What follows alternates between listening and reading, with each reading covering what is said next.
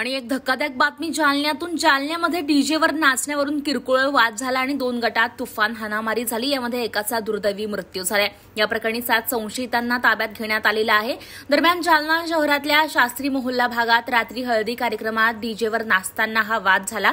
2 गटांमध्ये लाठ्या-काठ्यांनी मारहाण झाली आणि याच मारहाणीमध्ये एका तरुणाचा मृत्यू झालाय। व्यंकटेश गायकवाड असं मयत तरुणाचं नाव आहे। यामध्ये तरुण गंभीर जखमी झाला। या प्रकरणी पोलिसांनी आता 7 जणांना ताब्यात घेतल्याची माहिती समोर येत आहे। तर या सगळ्या घटनेमध्ये एक जण आणखीन जखमी झालेला आहे। त्याचं नाव मात्र कळू शकलेलं नाहीये। हाणामारीने संपूर्ण शहरासह परिसरात एकच खळबळ उडालेली होती। जालना जिल्ह्याचे अप्पर पोलीस अधीक्षक आयुष नोपाणी यांनी जिल्हा सामान्य रुग्णालय जालना येथे भेट दिली। परिस्थिती सध्या नियंत्रणात असून आणखीन काही आरोपींचा शोध घेतला जात असल्याची माहिती दिलेली आहे।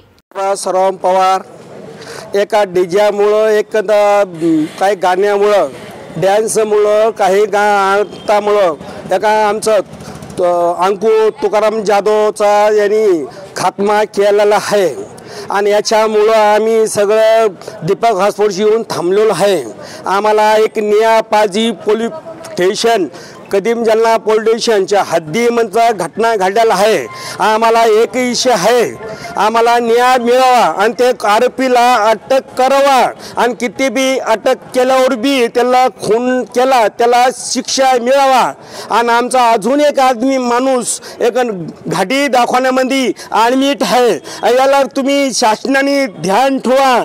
आणि मी एक नागरिक मी वाडचा आपली पत्नी नगरसेवक वाडकाम 13 म्हणून मी त्याचा पती म्हणून मी वाडकरांचा आम्हाला समाजचा मुलाचा खात्मा केलेला आहे आणि त्याचा निषेध मी आज करतोय आणि त्याला शिक्षा त्याला द्यायला पाहिजे आणि पुरे आरोपी अटक व्हायला पाहिजे तो लोकांनी अन्न मत आम्ही नेणार नाही।